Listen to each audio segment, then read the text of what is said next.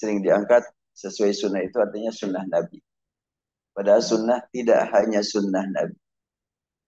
Ketika kita mengatakan sesuai sunnah, sunnah siapa? Ada sunnah yang wajib kita imani, ada sunnah yang wajib kita waspadai. Ya, ini penting, boleh jadi aneh buat sebahagian.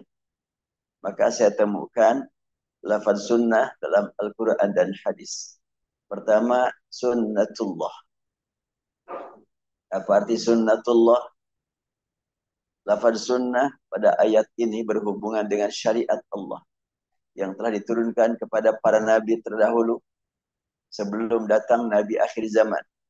Atas dasar ayat ini maka kata sunnah tidak hanya terbatas pada sunnah yang ditetapkan bagi umat Nabi Muhammad seperti yang tercantum dalam kutubus sunnah atau kutubut tis'ah. Ini kutubus sunnah banyak, tapi yang lebih populer ada 9 kitab hadis. Dan lebih populer lagi 6 kitab hadis. Yang di atas yang itu ada 2 hadis.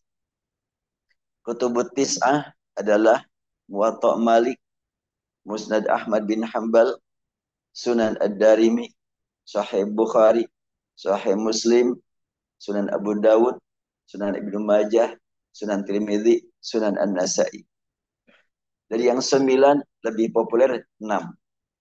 Yang tadi 9 kurangi Muwatta, Musnad Ahmad dan Ad-Darimi. Jadi yang 6 itu apa? Sahih Bukhari, Sahih Muslim, Sunan Abu Dawud, Sunan Ibnu Majah, Sunan Tirmidzi, Sunan An-Nasai. Dari yang 6 ada yang lebih populer lagi, yang dijadikan pegangan lebih meyakinkan adalah Sahih, 2 Sahih, Sahih Bukhari dan Sahih Muslim. Ada kesatuan Bukhari Muslim yang disebut dengan ya al-muttafaq alaih. Ketika ditemukan Sahih Bukhari, tidak semua yang ada dalam Bukhari ada dalam Muslim, tidak semua yang ada dalam Muslim ada dalam Bukhari. Tapi ada beberapa hadis yang sepakat disebut muttafaq alaih. Itu tingkatan tinggi. Dan di antara hadis yang tingkatan tinggi yang muttafaq alaih adalah sabda Rasulullah, "Man 'amila amalan laisa 'alaihi amruna fahuwa raddun." Siapa yang beramal amal baik, kalau amal buruk gak usah dibahas. Amal baik tetapi tidak dihubungkan alaihi amruna kepada perintah kami. Apa perintah kami? Niat yang baik. Sebaik bagaimanapun dan sebanyak bagaimanapun amal seseorang, terpuji di hadapan manusia, tapi kalau tidak diniatkan mencari ridha Allah, tidak ada nilai dari Allah. Raddun. Sebagaimana pernah dibahas hadis tentang awwalu an-nasi yuqda yaumal qiyamah. Orang yang pertama atau kelompok yang pertama dihukum di akhirat bukan orang yang terkenal penjahat, penipu, koruptor, tetapi orang yang dikenal orang baik. Jihad, berperang melawan kaum kafirin bersama muslimin. Ngajar, mencari ilmu, ngajar ilmu, baca Quran. Kemudian banyak menyalurkan harta sampai habis. 3 kelompok ini jelas sangat terpuji di depan manusia. Tapi kalau tidak alaihi amruna, tidak dihubungkan dengan niat karena Allah, tertolak semua amal itu. Kasihan dong, sudah habis-habisan, habis hartanya, habis waktunya, berguna buat kepentingan, tidak ada amal, tidak ada nilai dari Allah, ya salah dia. Kenapa tidak mencari nilai kepada Allah? Tapi kan baik kan, berguna buat yang lain. Kebaikan yang dia lakukan milik Allah. Harta yang dia salurkan milik Allah. Kenapa tidak ingat kepada pemilik? Dulu pernah terdengar ada seorang bunda di India, dikenal orang baik, penuh perhatian kepada orang-orang lemah. Kalau tidak niat karena Allah, gak ada nilainya sama sekali. Dalam hal ini perlu kita perhatikan. Sekian banyak orang yang berani berkata, saya barusan dari luar negeri, ditemukan Islam di tengah-tengah masyarakat yang anti-Islam. Ya ngomong pakai bahasa apa ya? Islami tidak terkenal Islam, gimana itu? Ya tapi kan baik, disiplin, bersih, rajin, teratur, bersih segala-galanya. Itu adalah baik yang tidak benar. Baik, jelas diakui. Baik itu tidak semua baik, benar. Makanya ada ta'muruna bil ma'ruf, tanhauna 'anil munkar, tapi untuk al khair tad'una ilal khair. Ajak orang menuju khair, suruh orang menuju yang dikenal baik. Kebersihan baik tidak hanya milik umat Islam, milik kemanusiaan. Itu baik namanya. Bila tidak karena Allah, itu masuknya kepada man amila amalan laisa ali amruna fawaradun. Siapa yang beramal baik tapi tidak dihubungkan kepada aturan kami, dia tolak. Artinya apa? Harus ada niat karena Allah. Nah, sekarang sunnatullah. Kita lanjutkan. Ada kutubus sunan. Kutubus sunan sahihah. Akan tetapi meliputi ketetapan yang telah diturunkan kepada para nabi dan umat terdahulu. Jadi sunnatullah itu sangat luas. Ada dua ayat. Sunnatullahi allati qad khalat min qablu. Walan tajada li sunnatillahi tabdila. Sunnatullahi fil ladzina khala min qablu. Wa kana amrullahi qadaran maqdura. Nih. Lafaz sunnah di sini sangat erat hubungannya dengan peristiwa yang dialami umat terdahulu. Nah, ada lagi sunnatul awwalin ya. Sunnatullahi fil ladzina khala min qablu wa lan tajida tabdila ya. Lafaz sunnah di sini sangat erat hubungannya dengan peristiwa yang dialami umat terdahulu. Banyak sekali dari mereka yang terkena hukuman dari langit akibat membangkang terhadap syariat Allah. Dan sedikit sekali dari mereka yang selamat. Dengan dua ayat di atas, maka lafaz sunnatullah dalam dapat dipahami mengandung banyak makna, meliputi syariat Allah diturunkan kepada para nabi terdahulu, ketetapan Allah berupa pertolongan untuk para pejuang terdahulu, hukum Allah yang menimpa kaum musyrikin yang membangkang. Kemudian ada lagi sunnah al-awwali. Jadi kalau kalimat ini sesuai sunnah apa enggak? Sunnah siapa? Hanya kalau orang bermaksud setiap kali menjawab sunnah, sunnah Nabi, ya kita paham aja. Kalau sudah memang paham, jangan ada bantah.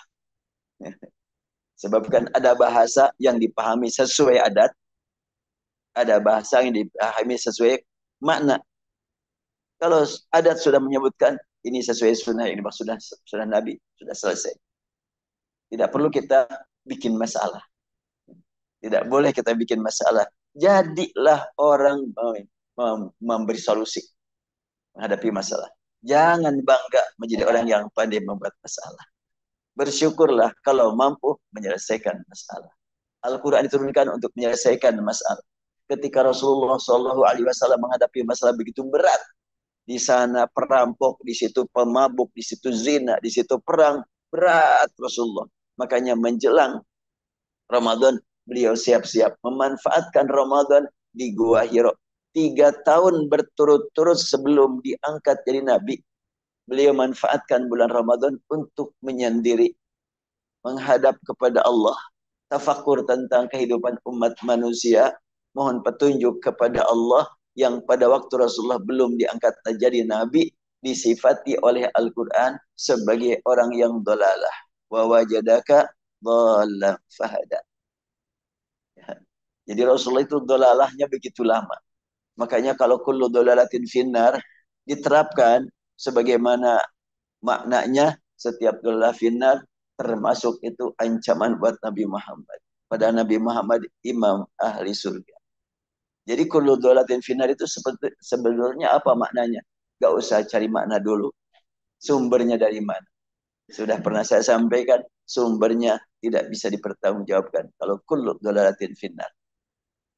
Ditemukan di mana itu? Ada dalam Sunan An-Nasa'i, tapi 9 kitab hadis yang mengungkap kalimat kullu dolalatin finnar cuma 1 kitab hadis Sunan An-Nasa'i yang membuat saya, kata para pemuda, kepo. Yaitu ikut-ikutan anak muda sewaktu-waktu. Mencari tahu apa tuh maknanya. Setiap dolalah finnar. Di neraka ada kesesatan. Rasanya di neraka mah nggak ada kesesatan, nggak ada hidayah. Di neraka kan penyiksaan, nggak ada dolalah. Oh, yang dimaksud setiap orang yang pernah dolalah di neraka, ya harus jelas dong bahasanya. Ini urusan akidah. Bicara neraka, bicara surga, urusan akidah, bukan urusan fikih. Makanya kalau kita berbicara tentang sholat, ini salah, ini benar, ini tepat, urusan fikih, urusan ilmu. Ketika kita menemukan orang salah sholatnya, jangan berani-berani berkata neraka. Neraka itu urusan akidah. Kita mengetahui salah benar sholat itu urusan fikih, urusan ilmu. Sebab tidak mustahil ada orang yang sudah kita pandang ulama besar, ilmu fikihnya mendalam, ilmu tafsirnya mendalam, ibadahnya kita jadikan sebagai teladan, apakah dijamin sholat dia diterima oleh Allah? Bukankah tadi hadis mengingatkan kepada kita, ada orang yang mencari ilmu, menyebarkan ilmu, ternyata lebih duluan masuk neraka. Kenapa? Urusan nilai dari Allah tidak sama dengan nilai dari kita. Nilai dari kita berdasarkan ilmu. Nilai dari Allah tidak hanya ilmu, tapi niat.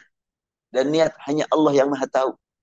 Boleh jadi ada orang yang baru masuk Islam, dia ikut-ikutan sholat, belum tahu hukumnya, tapi cuma ikut saja. Tapi dia menikmati betul taqarrub kepada Allah. Dan dia meninggal sedang dalam keadaan sujud. Surga baginya. Belum punya ilmu, kok bisa masuk surga? Allah memasukkan hambanya ke dalam surga, bukan berlandaskan ilmu hamba, tapi berlandaskan rahmat Allah subhanahu wa ta'ala tercurah kepada hamba tersebut. Semoga Allah berikan rahmat kepada kita semuanya. Kita lanjutkan. Tadi kalimat sunnatullah, ada sunnatul awwalin. La yu'minuna bih wa qad khalat sunnatul awwalin. Kalau sunnatullah, syariat Allah, ketentuan dari Allah, ketetapan dari Allah, Allah sudah menetapkan bagi yang berbuat ini bagiannya, yang begitu ini bagiannya, sudah Allah. Itu sunnatullah. Sunnatul awwalin bagaimana? Ayat ini la yu'minuna bih, mereka tidak beriman kepada Allah, wa qad khalat sunnatul awwalin, dan telah berlalu sunnah para pendahulu yang dijadikan pelajaran oleh kita semuanya.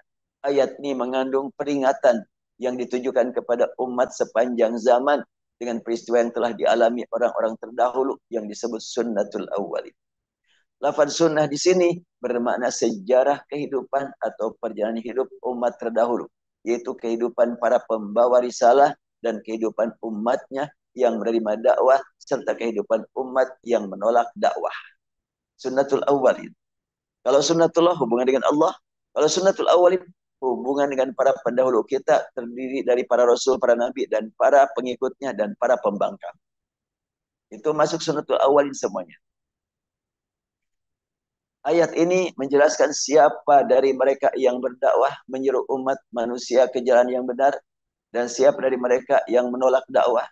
Mengapa mereka menolak seruan kepada kebaikan dan keselamatan? Mereka menolak karena terkuasai oleh tuntutan hawa nafsu. Mereka membuat aturan sesuai tuntutan nafsu dan mengikuti ajaran yang tidak jelas karena tuntutan nafsu tidak jelas dan tidak pernah ada ujung hingga azab menimpa para pelakunya.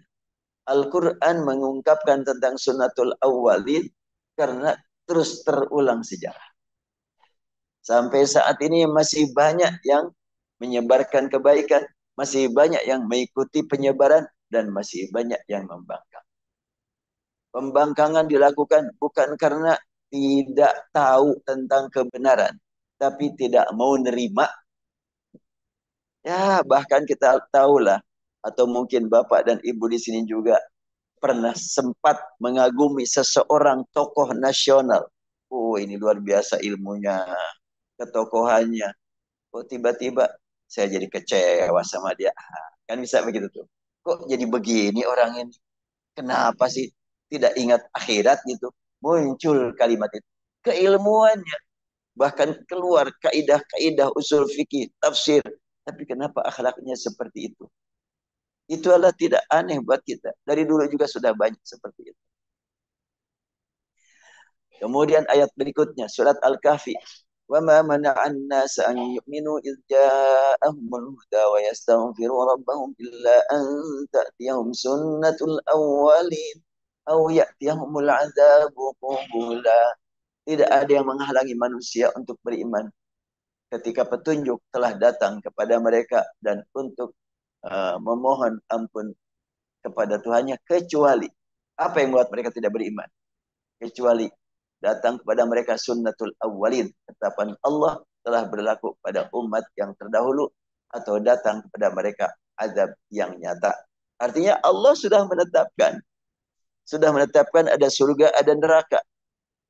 Maka oleh Allah diciptakan manusia dan diberi petunjuk agar memanfaatkan kehidupan. Dan Allah berikan kepada manusia nafsu, akal, kalbu, kemudian jasad, dan ruh, dan fuad. Silahkan manfaatkan untuk taqarrub kepada Allah dengan seimbang. Ruh, jasad, akal, kalbu, fuad, dan nafsu. Manfaatkan semuanya itu. Ketika tidak dimanfaatkan kecuali nafsu, rasanya memanfaatkan nafsu padahal diatur oleh nafsu. Ketika manusia diatur oleh nafsu, kehidupannya tidak pernah merasa puas. Sebagai direktur umum satu BUMN, gajinya pastilah lebih besar daripada direktur rumah sakit Al-Islamnya. Pasti itu. Tapi kenapa kau korupsi? Berarti memang tidak puas-puasnya nafsu. Barangkali dikumpulkan juga gaji seluruh karyawan rumah sakit Islam dibandingkan dengan dia, boleh jadi dia lebih besar juga. Tapi korupsi juga. Buat apa sih? Mungkin kalau gaji dia setahun untuk sekian turunan masih cukup itu. Tapi kok korupsi juga? La haula wala quwata illa billah. Pelajaran buat kita. Nafsu tidak akan bisa berhenti menuntut terus. Padahal yang dimakan boleh jadi lebih banyak daripada oleh kita itu. Ya, yang gede duitnya kadang-kadang bingung makan juga. Dari kita mah asal ada enak-enak saja. Saya bahkan tadi ngobrol saya dengan istri, tapi masih biasa sih bilang ketika di perjalanan ya beli makan senilai 10.000, 13.000 biasa. Makan di warteg biasa. Tidak masalah. Sebab yang memberi nikmat bukan makanan enak, tapi lapar. Iya kan? Yang membuat kita nikmat makan karena lapar lah gitu. Walaupun makanannya enak, kalau nggak lapar mah tetap aja. Kenyang, Dan itu juga di samping memang lapar, ya Allah berikan nikmat lidah, nikmat gigi, nikmat Allah, nikmat sehat. Kembali kepada Allah. Sunnatul awalin, lafaz sunnatul awalin dalam ayat ini atas bermakna perjalanan hidup umat terdahulu yang tenggelam dalam kesesatan akidah dan kebejatan akhlak. Mereka menantang siksa dari Allah di dunia dan di akhirat. Sunnatul awalin dalam hal ini, dalam ayat ini adalah ketetapan Allah berupa hukuman yang ditimpakan kepada orang-orang kafir. Jadi kalimat sunnah, bila tidak disebut sunnah Nabi, bisa dipelesetkan oleh orang yang tahu tentang banyak makna sunnah. Makanya tentunya kalau kita ini harus sesuai dengan sunnah Nabi. Bukan, harus sesuai dengan sunnah. Itulah sunnah siapa ya teh? Sama, ini perlu diingatkan nih. Bagi yang memang boleh jadi ada yang kurang perhatian. Kita sering menggunakan lafaz-lafaz yang baik tapi nggak sempurna. Umpamanya, orang berbuat baik kepada kita, langsung kita katakan jazakallah. Itu nggak lengkap itu. Apa arti jazakallah? Semoga Allah membalas. Membalas apa? Sebab neraka juga jaza itu. Ya, neraka juga balasan dari Allah. Itu sederhana ya. Tapi mohon diperhatikan nih. Jazakallah, lanjutkan. Jazakallahu khairan. Jazakallahu khairal jaza. Jazakallahu ahsana jaza. Itu lanjutkan itu. Itu yang satu. Kedua, yang sering saya terdengar dan oleh kita semuanya perlu diperbaiki. Israel laknatullah. Hah? Israel laknatullah maksudnya apa? Laknatullah itu kan laknat Allah. Israel bukan laknat Allah. Ya, bahkan kata Israel secara historis itu gelar untuk Nabi Yakub. Jadi Yakub laknatullah, Yakub laknat Allah. Yakub Nabi Allah bukan laknat Allah. Yakub itu Rasulullah. Tapi kalau umpamanya para penjahat dari Bani Israel kita sebut laknatullah alaihim. Pakai alaihim atau alaihi. Fir'aun laknatullah alaihi. Bukan Fir'aun laknatullah. Fir'aun bukan laknat Allah. Fir'aun makhluk Allah yang kafir kepada Allah. Tapi kalau laknatullah alaih, maksudnya laknat Allah menimpa dia. Itu boleh lah begitu. Ini sederhana ya. Dan itu sering. Kemudian yang perlu diperbaiki lagi. Ketika kalimat mudah-mudahan dilanjutkan dengan insya Allah. Jangan pakai insya Allah kalau mudah-mudahan. Tapi amin ya. Mudah-mudahan Allah berikan keselamatan kepada kita insya Allah. Oh pakai insya Allah. Kan minta kepada Allah. Itu sama dengan berkata, ya Allah ampuni kami kalau engkau menghendaki. Saya mah nggak begitu. Ya kan insya Allah kan semoga Allah. Kalau Allah menghendaki kan. Semoga Allah melimpahkan rahmat ampunan kepada kita jika Allah menghendaki. Ya nggak yakin kalau gitu. Hah? Mestinya jangan pakai insya Allah kalau memang meminta. Nah itu sering itu. Terutama ini kalau jadi MC. Itu banyak tuh yang jadi MC. Sudah alhamdulillah pakai insya Allah. Sudah semoga pakai insya Allah.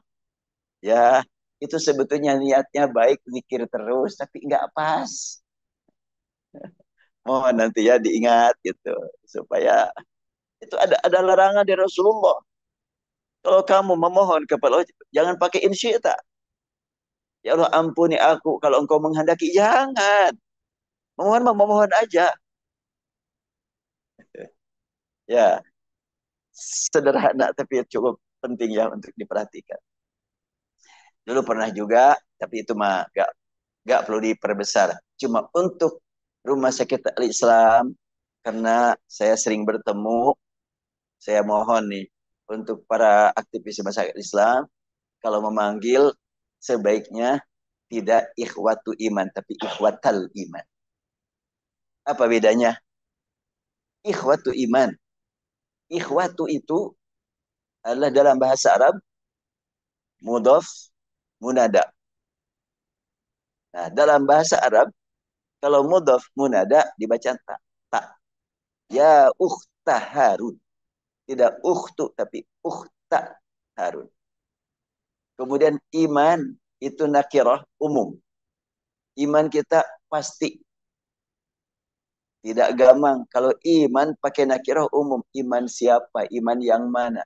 Sebab di Indonesia kata iman milik semua agama. Ya kan? Orang yang non-muslim juga, oh dengan iman dan takwa. Oh. Pernah saya ngobrol dengan salah seorang mantan agama tertentu. Saya tanya, ini perempuan.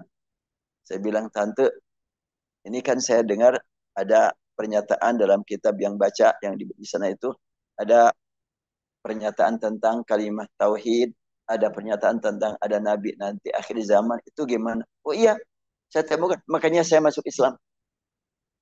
Terus yang lain-lain bagaimana? Saya pernah bertanya kepada senior saya. Senior saya langsung berkata, jangan kau perdalam itu. Itu mengganggu keimanan kita. Begitu. Terutama kalau kita baca Injil Barnabas. Itu jelas sekali ajaran tauhid. Ajaran la ilaha illallah. Dan mengingatkan nanti ada nabi akhir zaman. Ada itu dalam Injil Barnabas. Mau pakai bahasa Arab atau bahasa Indonesia. Sudah ada bahasa Indonesia-nya. Dan sudah saya masukkan ke dalam buku surat Yasin. Baik, saya lanjutkan lagi. Insyaallah 3 menit lagi ya untuk materi. 20 menit untuk tanya jawab.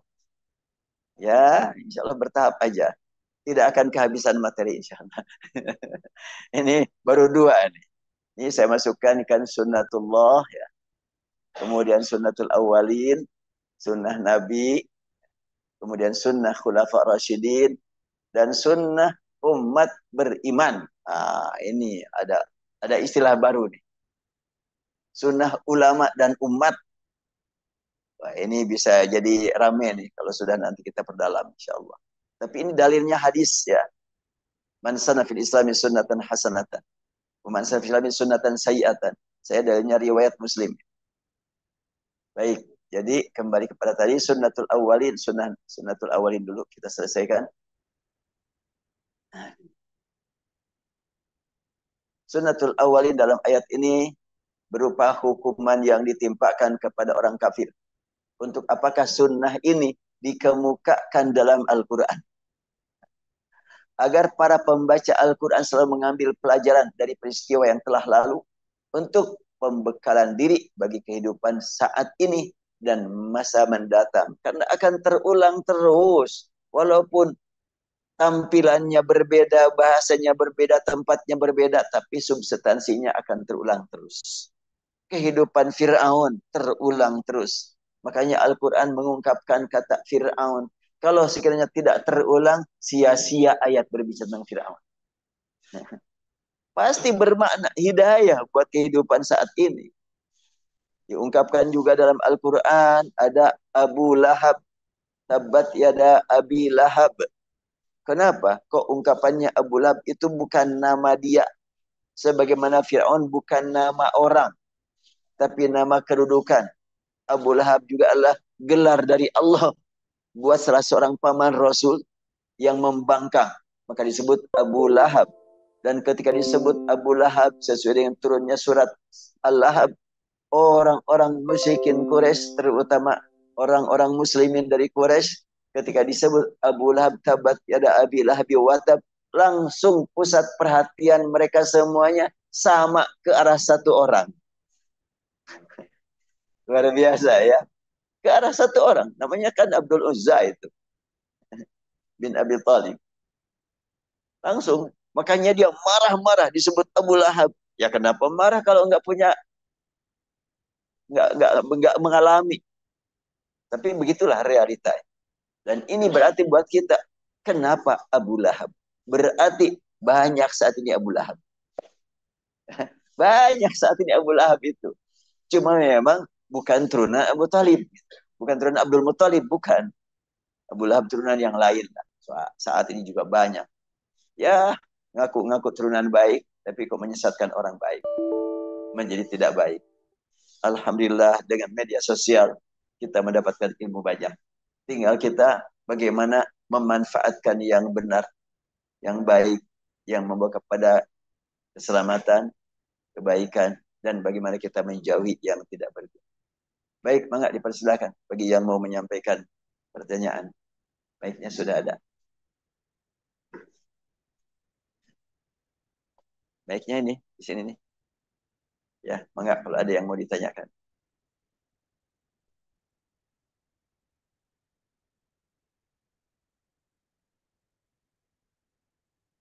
Kalau tidak ada, saya lanjutkan kajiannya. Lanjutkan aja. Baik. Karena tadi sudah dipesan ada tanya jawab. Baik, sekarang kita masuk sunnah Nabi. An Malikin annahu balaghahu anna Rasulullah SAW qala taraktu fikum amrayn lan tadillu ma tamassaktum bihima kitab Allah wa sunnat Nabi. Dalam hadis riwayat Malik. Dari Malik telah sampai kepadanya bahwa Rasulullah bersabda, telah aku tinggalkan untuk kalian dua perkara yang kalian tidak akan sesat selama kalian berpegang teguh dengan keduanya, kitabullah dan sunnah Nabi. Sekarang yang perlu kita gali bagaimana memahami sunnah Nabi.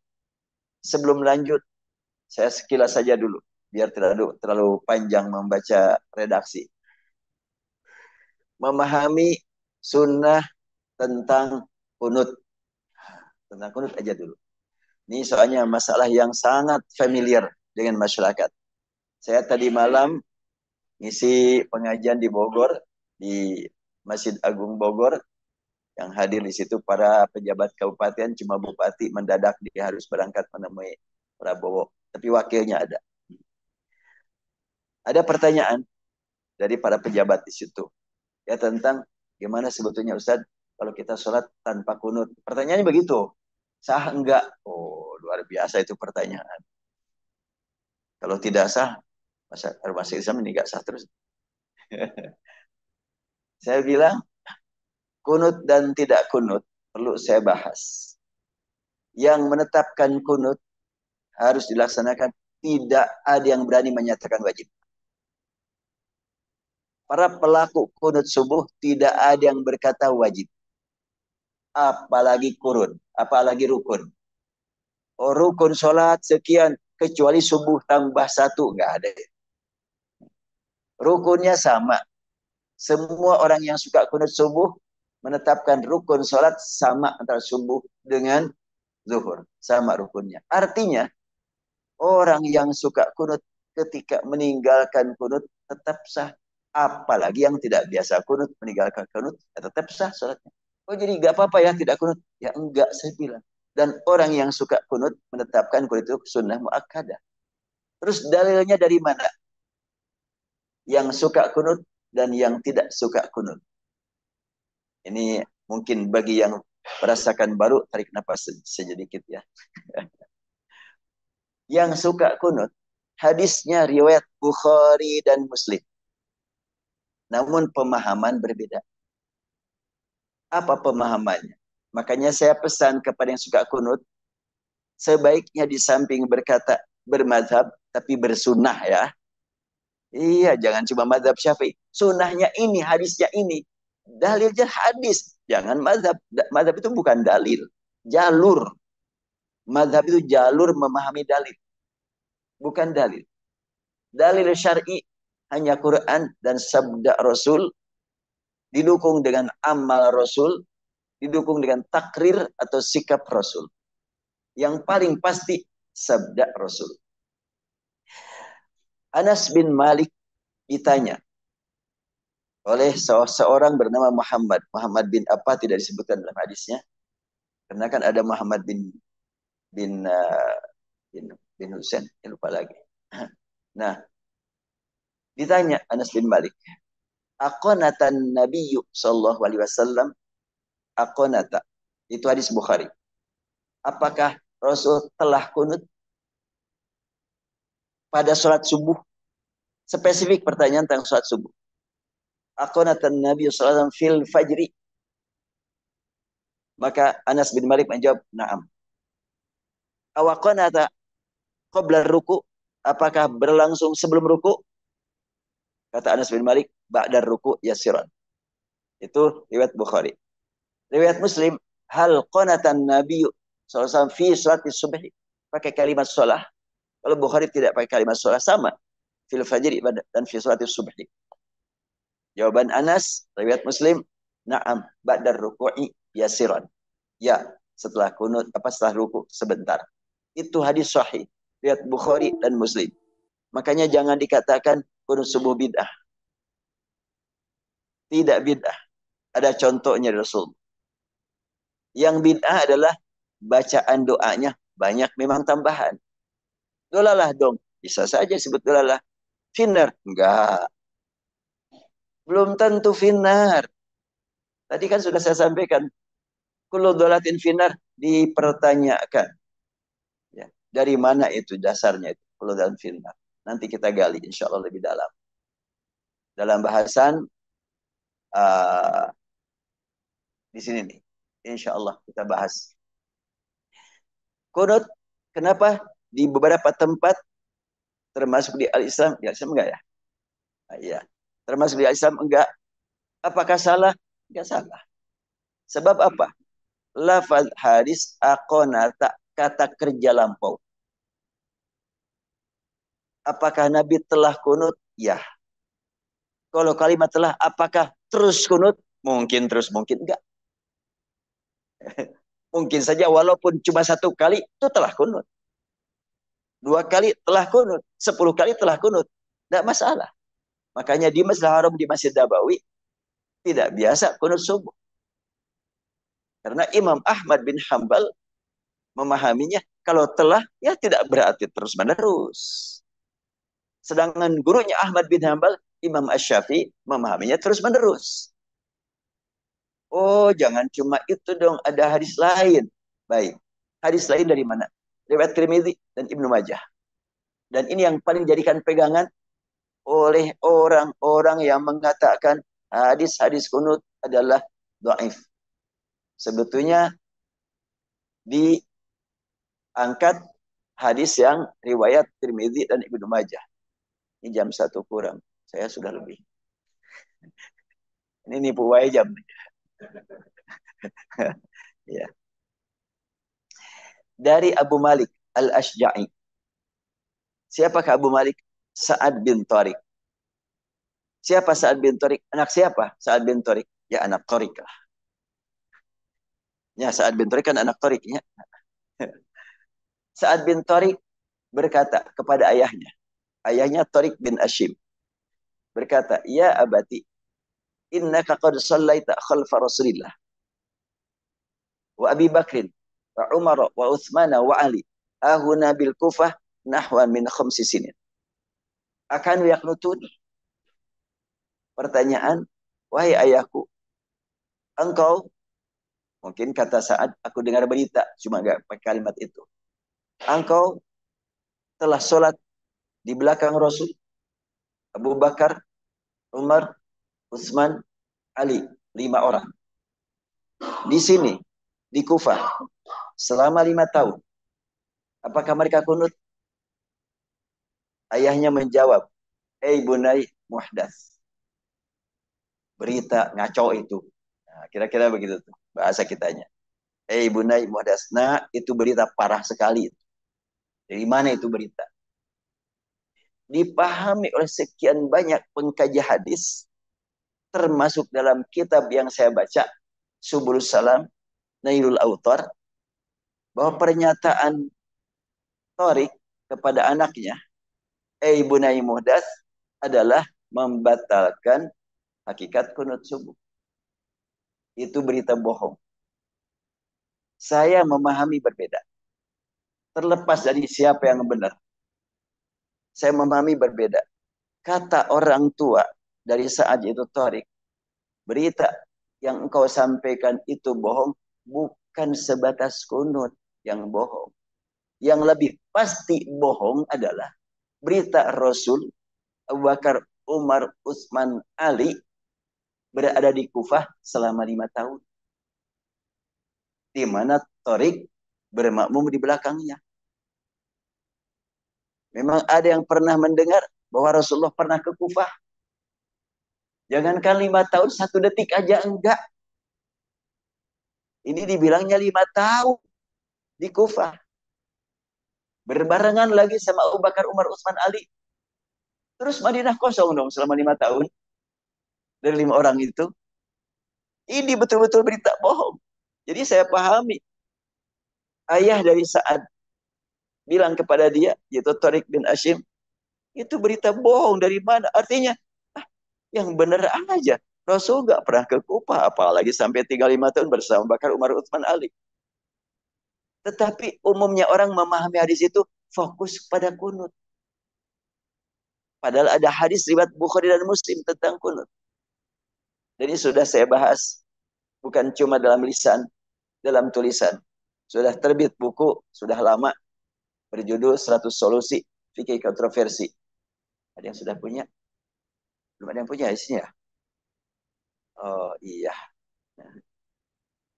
Sudah terbit itu. Sudah lama. Judulnya buku 100 Solusi Fikih Kontroversi. Dan rencana kalau sudah ada dana, mau cetak ulang, cetakan kedua dengan revisi tambahan 100 halaman. Berarti 950 halaman. Sekarang 850 halaman. Nah di situ sudah saya sampaikan. Jadi yang kunut dasarnya hadis sahih dengan pemahaman karena tidak disebutkan berapa lama Rasulullah kunut, udahlah kunut aja terus. Karena tidak disebutkan berapa lama Rasulullah kunut, adalah sekali aja cukup. Kan itu tuh juga ya. Jadi para ulama terdahulu pasti paham. Imam Asy-Syafi'i, Imam Ahmad bin Hanbal tidak meninggalkan hadis. Setelahnya buku ini beredar di beberapa masjid. Saya bahas buku tersebut di Masjid Babur Rahman, Buah Batu Regensi. Kata dari sana, Ustaz kalau begitu di sini pakai kunut aja. Siap, saya bilang. Udah sampai sekarang Setiap Ahad pertama saya ngisi pengajian di Masjid Babur Rahman Buah Batu Regensi, saya suka kunut. Di mana lagi? Di Masjid Al Hidayah Setiabudi Regensi. Di mana lagi? Di mana, jangan lupa lagi. Ada 3 tempat saya kunut. Dalam sebulan, oh iya, sekarang tambah lagi di Masjid Multazam. Diminta juga. Cuma di Masjid Multazam sudah saya sampaikan. Mungkin saya di sini terkadang kunut, terkadang enggak. Jangan sampai kaget kalau saya tidak kunut. Karena ya, saya memahami konata itu telah mungkin terus menerus, mungkin tidak. Jadi saya bilang di sini mungkin kunut, mungkin enggak. Nah, tapi kalau di bawah Batu Regensi karena diminta kunut aja di sini, ya siap. Kalau di Multazama enggak begitu. Saya jangan ragu kalau kalau di sini mau kunut, ya siap. Begitu kalimatnya. Ya udah aja saya kadang kunut, kadang enggak. Tapi kalau di Masjid Al Hidayah setiap regensi itu diminta. Saya di sini sejak pandemi kunut, ya baik. Udah. Nah, 8 jadwal dalam sebulan, Sabtu Ahad, tambah di Baitul Mukmin, berarti 9 masjid. Di Masjid Baitul Mukmin 2 kali, berarti 10 kali dalam sebulan. Sholat subuh, tambah lagi di mananya. Ya, begitulah. Jadi 10 sholat subuh di luar, di keliling saya, itu kunut 3 tempat. Yang 7 enggak. Ya udah, buat saya ya melaksanakan 2 hadis. Atau melaksanakan hadis bermakna 2. Konata itu telah, tidak masih selalu. Ya udah, saya kunut, terkadang enggak.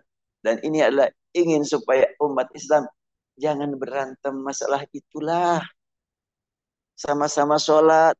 Boleh jadi yang dipandang oleh kita salah, dia diterima oleh Allah ibadahnya. Boleh jadi ketika kita merasa saya ini sudah tepat, sudah baik, sudah benar, gara-gara kalimat itu ditolak ibadah kita. Mestinya kita banyak istighfar kan. Habis sholat kok disuruh istighfar? Bukankah dalam sholat itu tobat terus? Iya, sholat itu kan taubat. Kenapa kok disuruh tobat setelah sholat? Tobatlah kamu untuk mentobati tobat kamu yang belum benar-benar tobatnya. Kira-kira begitulah. Istighfarlah kamu untuk mengistighfari istighfar kamu yang belum sampai kepada mana istighfar yang sebenarnya. Itu sajalah. Kalau kita pokoknya nyapu lantai di waktu gelap, pokoknya ini banyak kotoran di sapu terus. Pas lihat, masih ketinggalan nih sampah. Sapu lagi, masih, iyalah, nyapunya juga gelap. Kita betul-betul istighfar sering gelap. Mohon ampun, tapi tidak membaca dosa kita. Rasanya nggak punya dosa, ya tetap aja dosa masih ada. Wallahu alam. Masih ada waktu 7 menit, 5 menit. Kalau ada yang penasaran mau bertanya. Barangkali dengan bahasan lanjutan. Kalau enggak, saya lanjutkan lagi. Ini memberi kesempatan aja. Baik, saya baca. Setiap kali kita mendengar kalimat sunnah, sesuai sunnah, maka yang tersirat di benak kita adalah sunnah Nabi. Apakah dapat dipastikan bahwa kalimat sunnah, sesuai sunnah itu benar-benar sesuai sunnah Nabi? Yaitu sunnah yang meliputi perkataannya, perbuatannya, dan ada makna lain. Yaitu sesuai pemahaman masing-masing terhadap sunnah. Sebetulnya sekian banyak orang berkata ini sesuai sunnah. Sebetulnya bukan sesuai sunnah. Sesuai pemahaman saya terhadap sunnah. Akan lebih tawadu kalau kita berkata begitu ya. Oh ini asawai pang sunnah nak kan gitu. Yang tidak begini tidak aduh jangan gitu amat sih. Padahal terbukti para ulama terdahulu penulis kitab hadis Muwatta Imam Malik, penulis pertama menyusun kitab hadis. Dilanjutkan oleh Imam Ahmad, Imam Syafi'i. Imam Asy-Syafi'i punya musnad. Ya. Tapi tidak seterkenal Imam Ahmad. Maka yang termasuk kutubut tis'ah malah murid Imam Syafi'i yaitu Musnad Ahmad. Musnad Syafi'i nggak dikenal. Padahal Imam Syafi'i murid Imam Malik langsung. Imam Malik penyusun kitab hadis pertama. Dilanjutkan oleh muridnya Imam Asy-Syafi'i. Imam Asy-Syafi'i itu hafal kitab Muwatta Malik. Berapa lama dia menghafal? 9 hari. Ya. Sebelum ketemu Imam Malik. Sudah hafal. Maka ketika dia penasaran, saya sudah hafal kitab dia. Tapi saya belum ketemu orangnya. Berangkat ke Madinah. Talaki kepada Imam Malik. Karena dia sudah hafal yang dibahas oleh Imam Malik, dia nggak merasa penting mencatat. Ini dipandang nyombong oleh teman-temannya. Yang lain pada mencatat, Imam Malik enggak. Cuma mungkin ada perbedaan yang dia hafal dengan yang diterangkan Imam Malik. Untuk mengingat apa yang berbeda, kadang-kadang dia menyentuh lidah, kemudian dia nyatet di tangannya. Itu untuk mengingatkan saja. Ya kalau kita menghafal kadang-kadang supaya ingat, suka ada acting tersendiri ya. Jelas tulisan nggak akan kelihatan. Tapi dilihat ini anak-anak main-main. Namun setelahnya ada masalah. Perlu didiskusikan. Dan Imam Asy-Syafi'i ditanya oleh Imam Malik. Tentu Imam Malik tidak memanggil Imam Syafi'i. Cep. Nah, paling cepnya kalau di Bandung. Yang paling gitunya. Ini kamu tahu apa ini jawabannya? Dia langsung menerangkan dengan jelas, rinci. Bingung santri-santri senior. Ini anak muda jawabannya luar biasa. Dan Imam Malik sangat menyayangi Imam Syafi'i. Sangat menyayangi. Karena kecerdasannya. Dan karena Imam Syafi'i cerdas, ketika dia mendengar yang lain, di sudut sana ada pengajian juga, kadang-kadang terdengar bahasan, pinter juga nih Ustadz. Dia ingin hadir ke pengajian tersebut, tapi saya harus santun, harus izin dari guru yang utama. Dia berkata kepada Imam Malik, mungkin bahasa kitanya, Ustadz, itu alim besarnya. Ah, kan kira gitu. Jom, mau belajar ke dia, silahkan, silahkan, silahkan. Langsung begitu. Itulah guru yang sangat bijak. Padahal antara Imam Malik dengan guru sana itu banyak perbedaan. Guru saya itu muridnya Imam Hanafi. Gurunya Imam Hanafi. Imam Muhammad Asy-Syaibani. Yusuf atau Ahmad? Muhammad, betul. Nah, ketika Imam Syafi'i akan silahkan, silahkan. Belajar ke sana. Ilmu dari mana aja. Bahagia sekali Imam Syafi'i diizinkan. Padahal tidak mengatakan, izinkan aku. Gak santun amat nih. Kan bisa begitu kan. Takut tidak berkenan sang guru. Maka dia berkata, itu alim, besar. Ya, silahkan belajar. Belajarlah sana. Setelahnya di sana duduk, membuat si guru bingung juga. Ini anak cerdas amat. Maka dia ngajak jalan-jalan. Imam muridnya Imam Hanafi itu ya, ngajak jalan-jalan ke Imam Syafi'i. Diskusi di perjalanan. Sampai di sanjungnya. Luar biasa nih. Ini anak akan menjadi orang besar di masa mendatang. Itu Imam Syafi'i itu. Jadi dikagumi. Nah, Imam Asy-Syafi'i menulis hadis. Dan Imam Syafi'i punya murid kesayangan namanya Imam Ahmad bin Hambal. Dan ternyata karya Ahmad bin Hambal yang lebih populer. Sampai termasuk Musnad Sunan Kutubut Tis'ah. Masuk itu Ahmad bin Hambal termasuk Kutubut Tis'ah. Sedangkan Imam Syafi'i tidak termasuk. Wallahu alam. Jam 1.20 batasi. Insyaallah di kesempatan kita lanjutkan. Subhanakallahumma bihamdik asyhadu an la ilaha illa anta nastaghfiruka wa natubu ilaik. Rabbana atina fid dunya hasanah wa fil akhirati hasanah wa qina adzabannar. Walhamdulillahirabbil alamin. Diinformasikan kembali insyaallah tanggal 20 sore saya mulai di Masjid Baitul Maqdis. Malamnya insyaallah akan qiyamul lail dengan riwayat khalaf setiap malam 1 juz riwayat khalaf dari Hamzah dan akan diterangkan ilmu tajwid riwayat khalaf serta tafsir 10 qiraat tadabbur Al-Qur'an surah Yasin insyaallah di sana.